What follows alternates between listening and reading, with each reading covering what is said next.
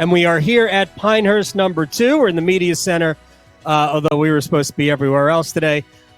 Chip Patterson. Normally I talk to a camera. Right, and I look at a camera. And we're sort of now we're doing the same thing now. But it's good to see you here. We're just going to talk golf. We're going to leave football alone because it's June. We should not have to talk football in June. The real Florida State freedom conspiracy theorists have said it's too quiet on the Tallahassee front, so something's bubbling. And I was like, do you know why it's quiet? Vacation. Because like last week when I was on vacation and other times, this is the time in college sports to take a vacation. It's funny. Wes Moore, the basketball coach at NC State, I texted him about Caitlin Clark. I just wanted his opinion on Caitlin Clark. And he goes, I don't know what's going on. I'm at the beach. I did see him get to welcome back. They welcomed back he was part of welcoming back the baseball team, yes, right? He's back now. He's back now. But yeah, that's why it's quiet. So more than happy and so excited to be here. Oh, I mean, tremendous. 10 years ago we were both here, and so to be able to come back, I'm fired up for the week. You are a native of the Triangle. Correct. Your folks, they either live here, down here now, or they have a place here. They have a place here. Right? Yeah. Did you ever think that this would be such a home base, an anchor site for the USGA or any organization? No, and this is where, I do think that Are the natives mad? I think it was really intentional, and this has been in the works. I think that what they saw with the renovation in 2011, hosting the event in 2014, it was as though light bulbs went off. Yeah. And they realized the attractiveness of Pinehurst and the village and the golf to the American golf public and to make things more public. And you even think about how Pinehurst Country Club used to be more country club, and now I think it is more resort and country club. You think about the Deuce, you think about Thistle Dew, the putting green, the Cradle. All these creations are not meant to be stuffy. Transfusions flowing everywhere. They are not meant to be exclusive. The barrier for entry is just get your body to Pinehurst, and then you can live all of your wildest Pinehurst golf dreams. And so I don't know exactly where the credit goes there, but having come down here as often as I have with my family, that is the thing that I've seen. And I do tie it back to sort of everything that happened leading up to the 14 U.S. Open, and then them just realizing exactly how many people really treasure this place. And now we're going to have it, every 5, 6, 7 10 years. minutes. Yeah. We've got 5 scheduled out, including this one through 47. Right. So it's essentially becoming St. Andrews. It's what it is. St. Andrews basically is every 5th year in the Open Championship Rota. Right. And we're pretty close to that now. It's either 5 or 6, basically, the rest of the way. I mean, that it's more frequently than Pebble. Right? We're going to the U.S. Open, Pinehurst will pass Pebble Beach soon. I mean, it's got a long way to go to get some of the others, but it gave everybody a head start, and it's going to catch up quickly. And look, there is some stuff that still reminds me of before everything exploded. I got married here in Pinehurst. Okay. Yeah, we were Village Chapel for the ceremony, and then here at the Country Club for the reception. And after both Friday and Saturday nights, everybody went to the Pinecrest Inn. Sure. And you can still walk into the. I was talking to Kyle Porter from CBS Sports, and he was saying last night he was like, the Pinecrest Inn, that place is cool. Yeah. I was like, that place has not changed in all the best ways. And so, I mentioned all of the things that they've done to, make themselves more attractive to a modern, younger golf public, but you still got the old stuff too. The Holly Inn. I've stayed at the Holly Inn before. The restaurant is great. The lounge is awesome. It's a great place, man. If you love golf. Let's talk about the golf. We should talk about golf. We've done all this free advertising for Moore County and the Village of Pinehurst. Honestly, that's everybody who's a golf fan, and I tried to convey this at the beginning. They should be proud. Yes. That this is an enormous event. Right. And it's always seemed almost exclusive to places like Pebble Beach. And that's not a bad thing, but man, it's right here. And the the group that has shown up is here. On Monday, the practice round galleries looked bigger than they did on Sunday at LACC. Yes. Like it's a different feel around here. All right, let's get to it's Scottie Scheffler's tournament, correct? You have to approach if Scottie, and then if not Scottie, then who? That's right. The very first question when you're going to think about who's going to win this tournament. First, the if Scottie, the reasons why you would buy into it. There was still plus 280, by the way. Is that at FanDuel Sportsbook? Make every moment more. Yes, as a matter of fact, plus 280. Yeah. So I think that his short game is overlooked and underrated. I think that I don't know why anybody would overlook or underrate it. He's not an amazing putter, but he doesn't have to be. And that's where I think about some of the conversations that you hear between him and Ted Scott, and everything is about minimizing mistakes, and being successful at Pinehurst is about minimizing mistakes. Right. I was out there. Scottie was playing with JT, and I was watching all the different places around the par 3 6th. Looking at I hate that hole. Looking at all the different places where they could land if they are not going to hold it, and then developing their game plan for what they're going to be. And everything is just about just give yourself a decent par putt, and minimize the mistakes. You are going to take bogeys. And then, statistically anywhere, he's one of the best on PGA Tour this season in the bounce back statistic. Yes. You follow a bogey. He follows a bogey with a birdie, I think 51% of the time. That's gross. That's incredible. That's gross. So everyone wants to do with their round is have the bounce and back. He doesn't make a lot of bogeys. He's had, what is it now, 3 over par rounds this year? Is it 3? 3, yeah, because he won with an over par round. Right. So I think he might have had 2 over par rounds at Memorial. But he won with an over par. I think 3 over par rounds all year. He had like 80% of his rounds were in the 60s this year. Which is why you actually have to go ahead and buy at 280, because that might be the best price that you're going to have. It was 320 Monday, and I couldn't believe it. Honestly, we are entering into, and I'm not trying to say that Scottie Scheffler is Tiger Woods, because it's not about is he as good as Tiger Woods. You play your field. So in relation to the field, we have entered Scottie versus the field territory. Correct. And there was a time where Woods was essentially even money to win a major championship, where it was basically, plus 100, minus 110, whatever it was, to win a major. And you're like, how can that be? There's 156 competitors. Right. But it was still the smarter bet. Mm-hmm. And if you're getting, I hate to make everything about wagering, but we'll see. He's plus money. This is where I do enjoy the offerings at FanDuel Sportsbook, because then you can also get into winner without Scottie Scheffler. Yep. And so that does get us into the next part. If not Scottie, then who? Because Michael Campbell beat Tiger Woods during a Tiger versus the field era. There are a lot of possibilities, but I think that, if Xander at every single U.S. Open, literally that he's ever started, has a good finish. He's top. Worst finish is 14th at a U.S. Open. Colin Morikawa, top 5 at both the Masters and PGA. I think he's the best other choice. I'm going to be on CBS Sports Network in the 2:00 hour, and I have to do a pick and a sleeper. And Colin is. Do you have a sport coat or no? No, I think that I'm going to be okay because you're here. Because I'm here, right? Yeah. That was my argument. That was my argument for sport coat. That was my argument for pants. I said, I'm sorry, sir. Have you ever been in the Sandhills in June? You cannot wear pants. You can't wear pants. So the other thing, Colin's short game in terms of around the green has been surging this season, and it was once something that was a little bit of a liability. High ball flight, can spin it. Can get lots of different shots into these greens. I saw him on Monday. I wasn't here yet, but I saw footage of him with the 3-wood out around the green. I like when I see that creativity. Yep.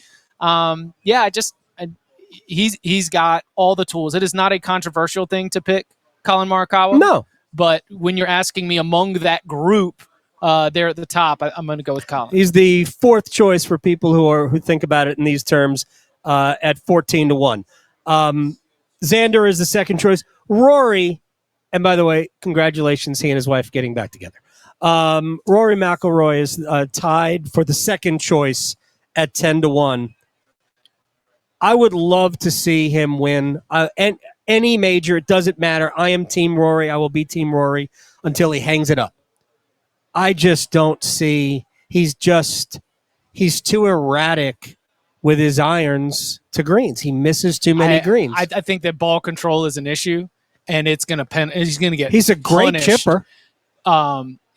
This is really tough. This is where we got to go arts and science, numbers and vibes, because you could simply say Chipalytics did not like Rory McIlroy. Yeah, you could simply say that this course is going to negate one of his greatest advantages over the field. That he's just not going to be able to go out there and be so much better than everybody else off the tee. Right. That he's going to be able to. It's a 7,500-yard course. It's a long course And a par 70. but especially with how those balls are going to run. Yep. The shorter hitters have more of a boost. Uh-huh. Longer hitters don't have as much of an advantage.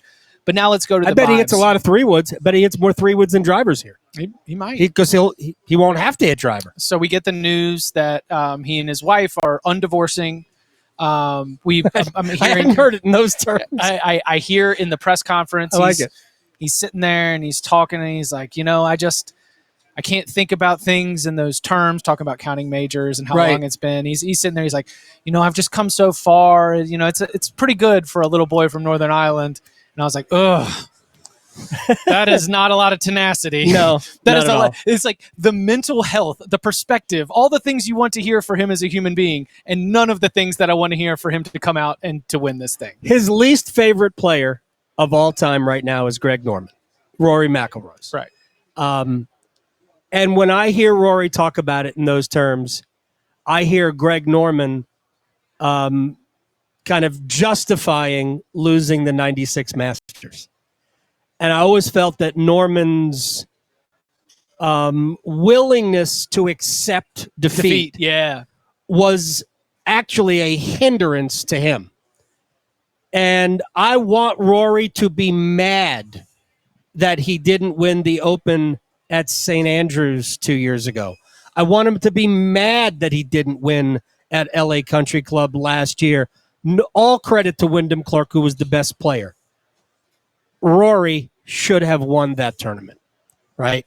Rory, there are probably 5 other majors that Rory could have won that he didn't win, and I can't help but think that some of it is more accepting. You're just not going to win all the time. I'm like, no, you have the. It's been explained to me this way. He's got the best toolbox in golf, and he's not getting enough out of it. You were going to really keep college football out of this, but you know what that sounds like? It sounds like Dabo Swinney when he's telling Dabo Swinney's telling Clemson fans, like, you can't win them all. Are you saying that Rory needs to get into the transfer portal? I am saying listen, Rory, you've done a great job of doing it the old school way, building up your talents, but we need to really activate IPTE and NIL and be able to get some new tools in here. Chip Patterson is here at the U.S. Open. Bryson DeChambeau. Love it. Yeah. I tried to find him out there. I don't know if he got mixed up on the on the chart for the practice groups, but I like his chances to be able to come out, and you could sell me on the mad scientist approach would be a bad thing. But I think ultimately, as scientific as he is creative, and the creativity is a good thing, I think, for Bryson DeChambeau here. I like his chances to be able to play very well, and also not that controversial considering he wins every other PGA championship except for the one that had Xander Schauffele. Right. 20 under par. Oh yes, like he wins that event with those strokes and across those 4 rounds almost every other time. Yeah, Victor Hovland was right there too. Right? Xander was just one better. He played well at Augusta. Of all of the live guys, he's the one who I am looking at, and I'm like, okay, your game is still in shape that you can just show up and be able to turn the light switch, because I don't see that with DJ. I don't see that with Brooks. I don't see that with Cam Smith as much as I would think Cam Smith's game. His game is all over the place. In the last event, he had 3 doubles and a triple. He shot an 80, right? In the final, yeah. But honestly, if I told you that he had 3 doubles and a triple and still shot 80, you would have gone, that's not that bad. As I was talking to somebody out there. That's not that bad. That's 9 over in 4 holes. Yeah. It's not that terrible. But you could see Cam Smith missing the cut by 4 strokes. You could see Cam Smith winning. Yeah, I can't see him winning, but I can see him contending. Like playing well. Right. He's another guy that is a little bit too erratic off the tee and into greens. And because you're not going to be able, like, you can certainly make huge numbers if you miss a lot of greens, but I don't believe that anybody is going to be so great that they're going to gain tons of strokes on everybody. The difference is, like, if you're chipping incredibly well, like, I don't see anybody holing a lot of chips here. Getting up and down is going to be great. I think everybody's going to make a bunch of bogeys if you miss greens. I do think if you hit a lot of greens, I think there's birdies to be had out here. I just think people are going to spend a lot of shots. Right. Which is, when it's all coming out in the wash, you're going to have some birdie opportunities, and you better knock them down. When you hold the green and you put yourself in position 1A, take advantage, because then the course will get one back 3 holes later. Or less. Yeah. Or less. First hole is under 400 yards. Second hole is over 500, both par 4s.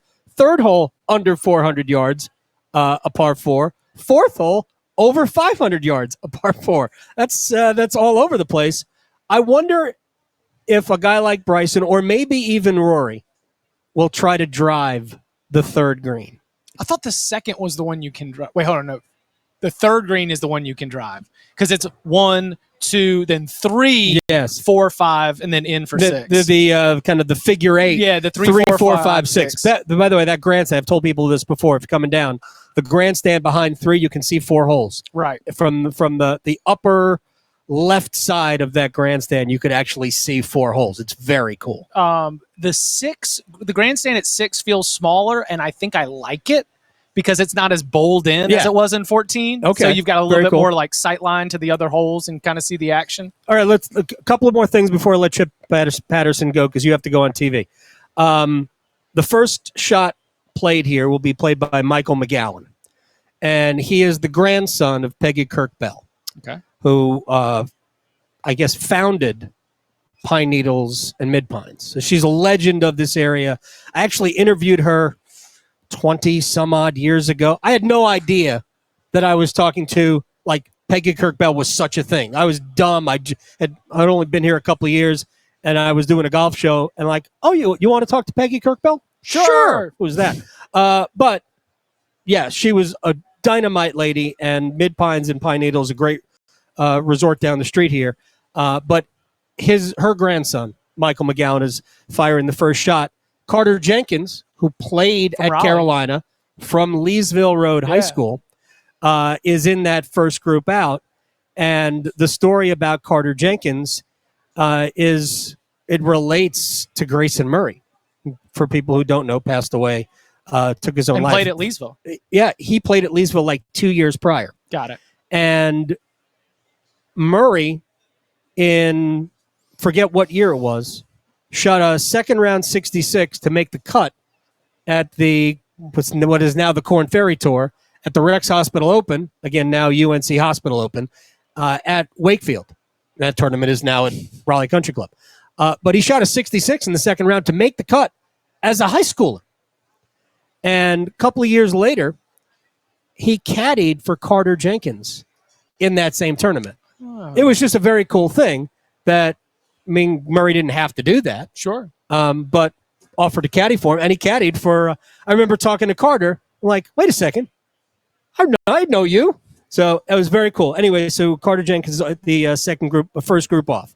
All right, give me some guys way down the list you think will be, at least you'll see their names up there. Russell Henley. Okay. Russell Henley's playing some good golf recently. 35 years old, not a really long hitter, but again, He's only 35? 35 years old. Okay. I feel like Russell Henley's been a thing for like 20 years. And you go back and you look at those, career trajectories. He flashes early, low AM back in, what was that, 2008 or something? Gosh. He's low AM at the U.S. Open. Most of his U.S. Open finishes have been pretty good. He had the top 5 at the Masters last year. He'll make some birdies. He's someone who I'm definitely keeping an eye on in terms of his ability to, in a leaderboard that I do think will be crunched. You cannot run away with this title like Martin Keimer did. I just don't think it will happen. No. He won by 8, right. Well, he was the only guy that didn't screw it up. Well, and even then, think about it. He was 2 over on the weekend, right? Mm-hmm. He goes 65-65. When you see a 10 under going into Saturday, it just totally changes the tournament. But let's see. Other ones that I'm keeping an eye on a little bit further down the board. Let's see. Do you think this will be a good Tony Finau week? I think Tony Finau is the type of player who could do well here. Same. He is very good hitting the ball close to the flag. His strokes gained approach, to use the PGA Tour statistical term, is very good. I like Corey Connors this week. Yeah, Big Tone was in trouble at the end of 2023. He's been getting it back on track here in 24. Corey Connors just been rock solid. Yep. No holes in the game. So very good. Good high floor proposition there. He's not putting worth anything, but I kind of like Justin Thomas to be up in the top 10 this week. So I think he might be a good value pick. So to be a top 10. The Chipalytics produced 2 names that I actually scratched from my card because they didn't pass the smell test. One's Justin Thomas, the other is Max Homa. I'm team Max Homa all day long. I love Max. I root for both those guys. Yeah. I enjoy watching them play. I enjoy watching them contend. I enjoy listening to hear them talk about golf. Right. They convey the mind of a pro, and obviously pros at different level, where multiple major winner Justin Thomas, Max Homa's career just getting started. They do a great job of communicating their perspective as a PGA Tour professional, and I enjoy that. But it just didn't pass the smell test for me. I think Tom Hoagie, another one down the Statesville, North Carolina native. Of course, he calls Fargo, North Dakota home now. That's just the weirdest thing to see on the tee sheet. Yeah. Tom Hoagie, Fargo, North Dakota. It's not like all those pros who play in Sea Island, the Sea Island Mafia, they call themselves. There's no Fargo Mafia. He's on his own. Are there more people in Fargo than Statesville? It's probably the same. Okay. It's probably, maybe. I'm not sure there's more people in North Dakota than Statesville. But it's pretty close. No, there's definitely more people in North Dakota. I think Hoagie is somebody who I would not be surprised if you saw day one going to the weekend on the first page of the leaderboard. He's a great ball striker. I think I've got a Sahith top 20 ticket. Oh, very nice. Yeah, and this is my own battle. These are my own demons that I got to settle with Sahith. Right. Because if you've seen it, it's a roller coaster. Yeah, he's everywhere. It's like he's top 5 missed cut, T12, 64. He was good at the PGA for a while. Until Sunday. Even within the context of a championship. Yeah. And you'll see the ejection when you pull up his scorecard, because then it's just like square, square, double square, square, square, square. Like, this guy just checked out. Oh, man. So, yeah, when I say that I'm not promoting Sahith as a great pick. I'm just letting you know that I've been on the coaster. It's maddening. And what I'm not going to do is get off at the United States Open, because then if it hits, then you're so mad. You want to be there. Right. You want to be there for all of it. Chip Patterson, thank you for sitting in. I appreciate it, man. All right.